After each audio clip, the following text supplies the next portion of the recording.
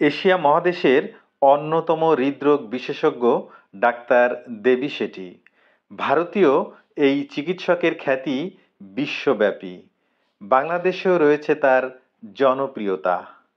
Doctor দেবী শেঠি ভারতের ব্যাঙ্গালোরে অবস্থিত নারায়ণ হেলথ হাসপাতালের প্রধান।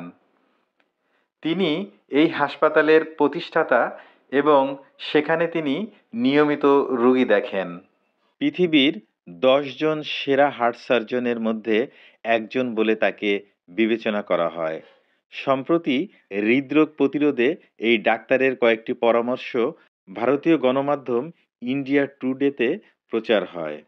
সেখানে হৃদরোগ নিয়ে বিভিন্ন প্রশ্নের মুখোমুখি হন তিনি। প্রশ্নোত্তর পর্বে হৃদরোগ প্রতিরোধে কার্যকর কিছু পরামর্শ দেন ডক্টর দেবী শেঠি। হার্ট অ্যাটাকের প্রাথমিক জরুরি চিকিৎসা সম্পর্কে ডাক্তার দেবী শেঠি বলেন, হার্ট অ্যাটাক হলে রোগীকে প্রথমে শুইয়ে দিতে হবে। এরপর জিহ্বার নিচে একটি অ্যাসপিরিন ট্যাবলেট রাখতে হবে। যদি পাওয়া যায় তবে অ্যাসপিরিনের পাশাপাশি একটি সার্বিট্রেট ট্যাবলেটও রাখতে হবে।